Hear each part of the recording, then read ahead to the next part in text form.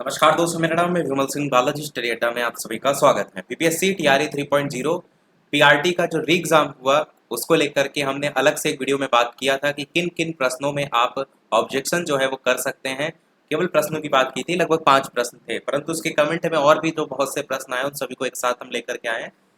जो क्वेश्चन है उनके स्रोत क्या हो सकते हैं ऑब्जेक्शन करने को लेकर के, वो भी हम यहाँ पर बात करेंगे। वीडियो को स्टार्ट करने से पहले सबसे महत्वपूर्ण एक बात यह है कि आपस में लड़ने मत लगिएगा, क्योंकि हो सकता हो जो हम यहाँ पर ऑब्जेक्शन करने को लेकर के बताएं आपका वो क्वेश्चन ऑलरेडी पहले से सही हो। तो ऐसे में आपको लगेगा अरे हमारा क्वेश्चन गलत ना है, ये पूरी संभावना है। वो कमेंट में देखने को मिला भी था पिछले वाले वीडियो में, जहाँ पर हमने आंसर बताए भी नहीं थे, केवल क्वेश्चन ही बताए थे। उसमें भी किसी को लग रहा था कि हमारा ना गलत हो जाए, ये आपने क्या बता दिया, ये कैसे बता दिया। तो यहाँ पर हमारे कहने से कोई क्वेश्चन गलत नहीं हो जाएगा। आप ऑब्जेक्शन करेंगे, बीपीएससी उसको चेक करेगा, अगर वो सही होगा तभी वो माना जाएगा। तो ऐसा मत सोचिएगा कि हमारे बताने से कोई आंसर बदल जाएगा। बाकी जो हमारे पास स्रोत हैं, जिसका जो आंसर हो उसके अकॉर्डिंग आप ऑब्जेक्शन कर सकते हैं। बाकी पहला क्वेश्चन 56 का रीजनिंग का, एन एम का भाई है, इसको आप बना करके देखेंगे। यहाँ पर हमने एन लिख दिया, कह रहा है एन कॉमा लगाए एम का भाई है, बीच में हम यहाँ पर लिख देते हैं एम को। एन एम का भाई है मतलब भाई कौन है, एन है। तो यहाँ पर एन की बात हो रही है कि एन क्या है, भाई है। एम अभी हमें नहीं पता कौन है। एन जो है एम का भाई है, के एम की बहन है। के को हम इधर लिखते हैं और के जो है एम की बहन है। बहन है मतलब इस के को लेकर के बात किया जा रहा है कि ये जो है वो बहन है। अभी हमें ये नहीं पता है कि एम कौन है, मेल है फीमेल है, अभी तक नहीं क्लियर है शुरुआत की 2 लाइनों से। आगे बताया गया है कि पी जो है ओ का भाई है।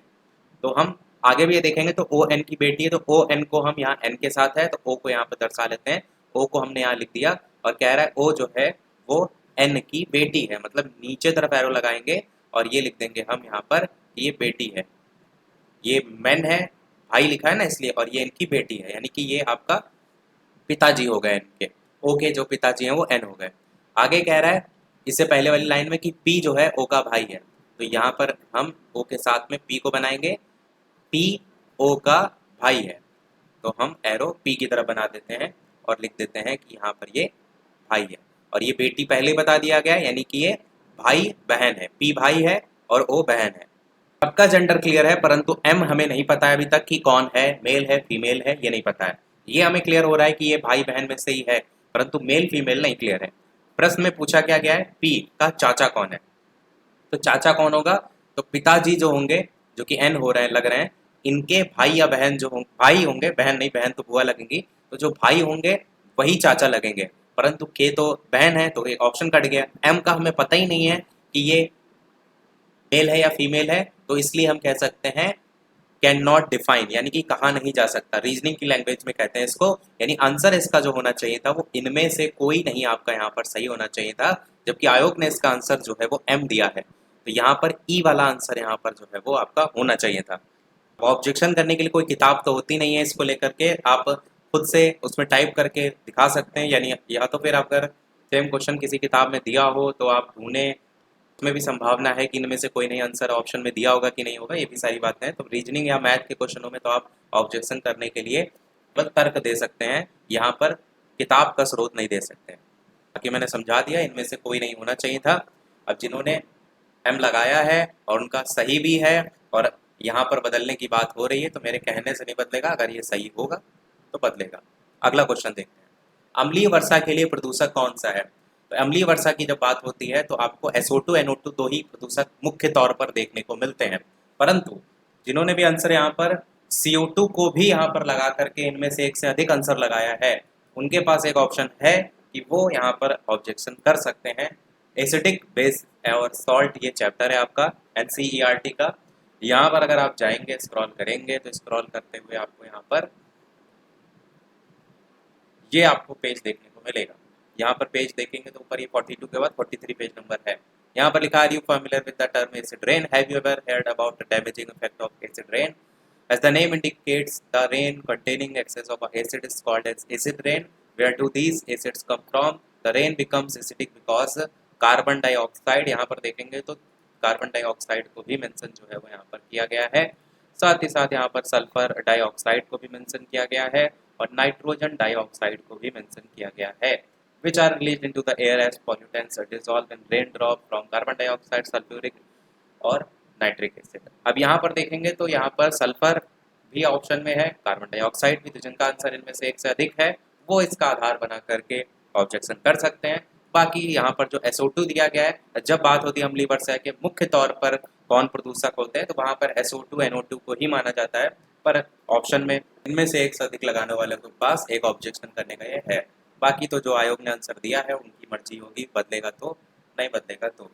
कांग्रेस समाजवादी दल की स्थापना जो है वो कब हुई थी? तो इसका आंसर यहाँ पर इनमें से कोई नहीं दिया गया है, जबकि इसका आंसर यहाँ पर मई 1934 भी देखने को मिल रहा है, जिसमें कांग्रेस समाजवादी पार्टी, आपका ये चैप्टर देखेंगे इसमें पहला क्वेश्चन, वर्ष 1934 में पटना में अखिल भारतीय कांग्रेस समाजवादी पटना पार्टी का संयोजक कौन था? तो यहाँ पर जो समय देखने को मिलेगा मई 1934 मई 1934 पहली बैठक के तौर पर यहाँ पर देखने को मिल रही है। और एक चीज़ यहाँ पर थोड़ा सा और गौर करेंगे, और वो है नीचे ये पॉइंट, वो क्या है कि इसकी जो पहली बैठक थी वो तो 1934 में हुई थी, मई माह में ही हुई थी, पटना में ही हुई थी, जबकि अक्टूबर नवंबर में भी एक बैठक हुई थी जो कि बम्बई में हुई थी। और यही जो कारण है जिसका आंसर इनमें से कोई नहीं देने का है कि अक्टूबर नवंबर में एक जो बैठक हुई थी, यहाँ पर ऑप्शन में जो प्रश्न दिया गया था ना, वहाँ पर पटना को लेकर के या ऐसे करके ना लिख करके डायरेक्ट कांग्रेस समाजवादी दल लिखा था, एक बिहार स्तर पर थी और एक पूरे राष्ट्रीय स्तर पर थी। तो इसी कारण से इसका आंसर मई 1934 ना मानकर इनमें से कोई नहीं दिया गया है, परंतु जिन्होंने मई लगाया है उनके पास ऑप्शन है कि वो इस आधार पर, नहीं, वो इस आधार पर जो है ऑब्जेक्शन कर सकते हैं। और एक और यहाँ पर स्रोत आपको देखने को मिलेगा कांग्रेस समाजवादी पार्टी का, जिसमें आप देखेंगे तो यहाँ पर भी 17 मई 1934 को लेकर के बात जो है वो की गई है। ये भी आपका ये पुस्तक का स्रोत है। 1934 में कांग्रेस सोशलिस्ट पार्टी का पहला अधिवेशन पटना में हुआ था, वही बात यहाँ पर भी की गई। मैंने बताया ना कि दो प्रकार का है, एक तो आपका बिहार स्तर पर और एक राष्ट्रीय स्तर पर, वही कारण है इसका आंसर को बदलने को लेकर के। तो आप चाहें तो इस किताब का दे सकते हैं, ये किताब का दे सकते हैं, अगर जिनको भी देना है। ये हो गया हमारा क्वेश्चन। अगला क्वेश्चन देखते हैं, इनमें से किस फसल को नदी में नहीं उगाया जा सकता? इसका आंसर यहाँ पर जो दिया गया वो नदी को लेकर के दिया है। कई लोगों ने इसका आंसर जो है इनमें से कोई नहीं लगाया होगा कि किस फसल को नदी में नहीं उगाया जा सकता। यहाँ पर नदी जो देख रहे हैं, इस नदी की जगह अगर तालाब होता, क्योंकि जो सिंघाड़ा वगैरह है, कमल वगैरह है, मखाना वगैरह है, वो अधिकतर ठहरे पानी में ज़्यादा आपको देखने को मिलता है। पर ये भी है कि अगर आप देखिए तो वो ठहरा हुआ पानी भी कहीं ना कहीं नदी का एक स्रोत होता है। उस आधार पर कई लोगों ने इनमें से कोई नहीं भी लगाया है। उनके लिए क्या ऑप्शन है? उनके लिए ऑप्शन है किताब, बीपीएससी टीआरई 4.0 5.0 की किताब है, यूथ की किताब, इसका कवर पेज ये है। और इस कवर पेज के अंतर्गत अगर पहले पढ़ने पर ही देखें, यहाँ पर 12वां कृषि और पशुपालन ये चैप्टर देख रहे हैं, पेज नंबर 60 है। और इसमें देखेंगे तो सबसे पहला ये नदी में उगाई जाने वाली फसल, यहाँ पर सिंघाड़ा, कमल, मखाना तीनों के तीनों दिए गए हैं। और ये क्वेश्चन बीपीएससी टीआरई 3.0 इसी बार वाला पेपर का सॉल्यूशन दे दिया गया है। अब आपके पास कोई और सोर्स नहीं है और आपको लगाना ही है अगर, तो ये आप यूज़ कर सकते हैं। बाकी मैंने बता दिया कि सिंघाड़ा, कमल, मखाना वगैरह तालाब में जो है वो उगाए जाते हैं। मैं दोनों चीज़ों की बात इसलिए कर रहा हूँ कि ऐसा ना हो कि ऑब्जेक्शन करना चाहते हैं और जो नहीं करना चाहते हैं दोनों के पास स्थितियाँ आए। सही मैंने जो बात की वो मैंने पहले ही बता दी।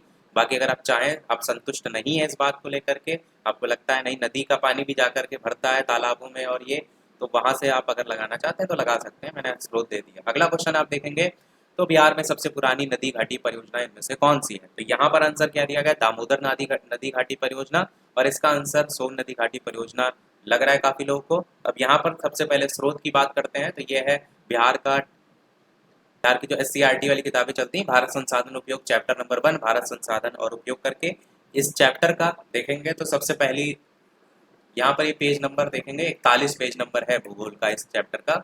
इसमें यहाँ पर देखेंगे तो सोन नदी को लेकर के लिखा गया है कि सोन नदी घाटी परियोजना बिहार की सबसे प्राचीन परियोजना के साथ साथ यहाँ की पहली परियोजना भी है, और इसका जो विकास हुआ था वो 1874 में हुआ था। अब यही सबसे बड़ा ट्विस्ट है यहाँ का, क्यों? क्योंकि प्रश्न में जो पूछा गया था वो बिहार में पूछा गया था, और बिहार में अगर आप सोन नदी घाटी की बात कर रहे हैं और बात कर रहे हैं 1874 में इसकी स्थापना हुई थी, तो उस समय तो आपका बिहार था ही नहीं, क्योंकि बिहार की स्थापना तो जाकर के 1912 में हुई है। और 1912 में अगर ये हुई है तो उससे पहले हम बिहार में के अंतर्गत कैसे कह सकते हैं? पर यह है कि आप SCERT का सोर्स लगा करके ऑब्जेक्शन कर सकते हैं। बाकी यहाँ पर अगर जो आंसर दामोदर को माना गया है वो आज़ाद आजाद न करके कहिए कि बिहार जो है उसके गठन के बाद की बात के आधार पर भी माना जा सकता है, क्योंकि सोन नदी घाटी परियोजना 1874 में आई और तब झारखंड था, बिहार नहीं था। झारखंड से अलग हुआ है बाद में, झारखंड नहीं बंगाल से अलग हुआ था। हाँ, तो कुल मिलाकर के 1912 में अलग हुआ था। उस आधार पर दामोदर नदी घाटी जिन्होंने लगाया है उनके लिए ये आधार है, और जिन्होंने ये लगाया उनके लिए SCERT का आधार है। बाकी मैंने ये समय बता दिया कि किस कारण से इन्होंने दामोदर दिया होगा, ये SCERT का पेज नंबर भी मैंने बता दिया। आगे बात करते हैं। ब्रह्म समाज का प्रभाव मुख्यतः सीमित था। इसका आंसर कई किताबों में शहरी शिक्षित वर्ग दिया गया है, तो यहाँ पर ये सही दिया गया है। कुछ लोगों के द्वारा दोनों की बात यहाँ पर की गई थी, परंतु किसी किताब के स्रोत के आधार पर ये हम नहीं कह सकते, क्योंकि मोस्टली किताबों में मैंने ये चीज़ चेक की तो शहरी शिक्षित वर्ग ही लिखा हुआ है। आगे बात करते हैं किस क्षेत्र को चीन अपना पवित्र क्षेत्र होने का दावा करता है। यहाँ पर ताइवान आंसर जो दिया गया है बिल्कुल सही दिया गया है। तिब्बत को लेकर के कोई प्रमाणिक स्रोत मुझे नहीं मिला है, यदि आपको मिले तो आप कमेंट में बता सकते हैं। पर ताइवान को लेकर के स्रोत मुझे मिला है, इनके ऑफिशियल वेबसाइट पर भी जाएंगे तो वहां पर ये लिखा हुआ है, पवित्र क्षेत्र को लेकर के इंग्लिश में लिखा हुआ है, तो ये आपका यहाँ पर ताइवान जो दिया गया है वो सही है। आगे ओजोन को लेकर के भी पूछा गया था, यहाँ पर इसका आंसर इनमें से कोई नहीं दिया गया है। कुछ लोग उच्च तरंग दैर्ध्य को लेकर के कह रहे थे कि इसके विकिरण को अवशोषित करती है, परंतु ये उच्च को ना कह के मध्यम तरंग दैर्ध्य तक तो कवर करती है। अगर मैं आपको इसका लेकर के किताब का एक पॉइंट दिखाऊं, ओजोन एंड इट्स रिएक्शन करके, तो यहाँ पर आपको देखने को मिलेगा कि it is formed in the atmosphere by the decomposition of oxygen by ultraviolet radiation from the sun having wavelength यहाँ पर shorter than 260 nm, यानी कि जो वेवलेंथ है वो कम होनी चाहिए 260 nm से। यहाँ पर हाई वेवलेंथ नहीं होती। अब शॉर्ट अगर ऑप्शन में होता या मध्यम होता तो चांसेस वहाँ पर बन सकते थे, इसी कारण से इसको आंसर यहाँ पर उच्च तरंग दैर्ध्य की विकिरण को सही यहाँ पर इन्होंने नहीं माना है।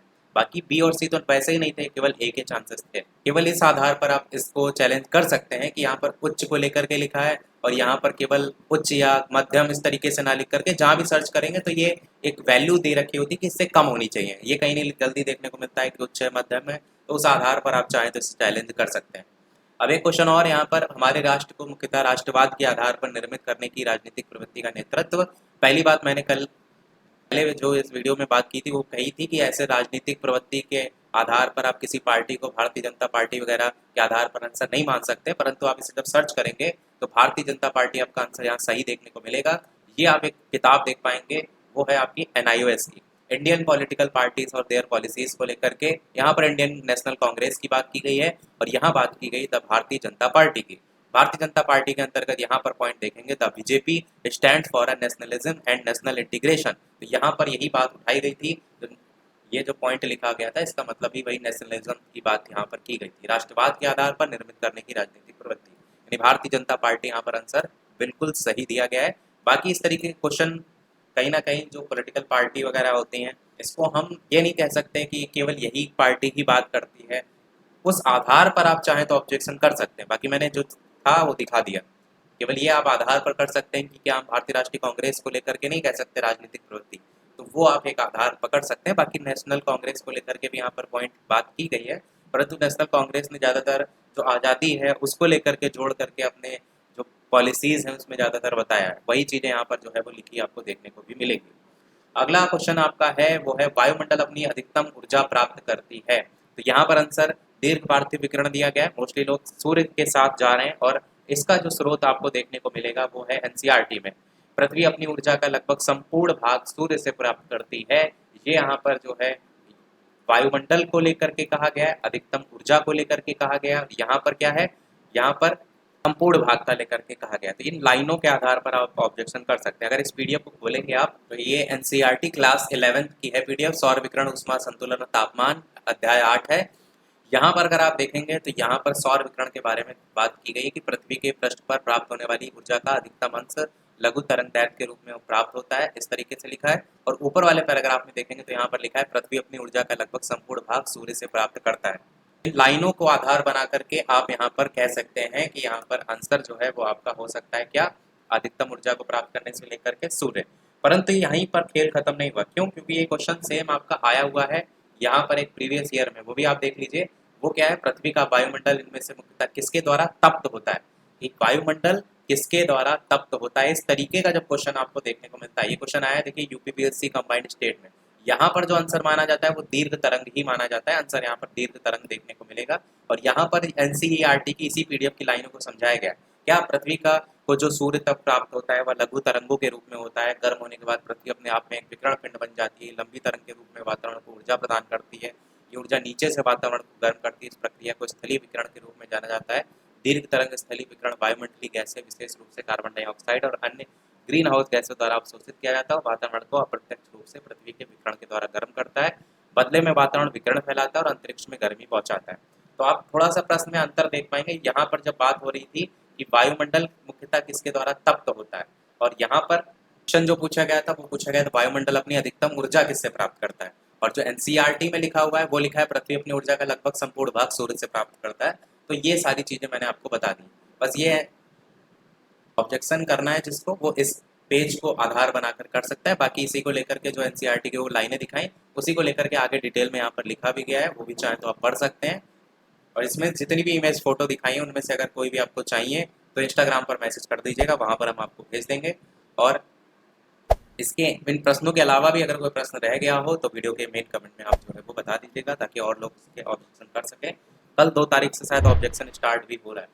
बाकी वीडियो लाइक शेयर सब्सक्राइब अवश्य कीजिएगा। और स्टार्टिंग में ये चीज़ मैंने क्लियर की थी कि यहाँ पर हमारे ऑब्जेक्शन बताने से कोई आंसर बदलेगा नहीं, तो भावनाओं में मत बहिएगा, क्योंकि कमेंट में मुझे पता है कि देखने को मिलेगा 110% देखने को मिलेगा। सबने अपने अपने जो आंसर लगाए हैं उसी को ही वो जस्टिफाई करते हैं, इसलिए। तो अभी के वीडियो में इतना ही रखते हैं, मिलते हैं अगले वीडियो में। तब तक के लिए सभी को नमस्कार, जय हिंद।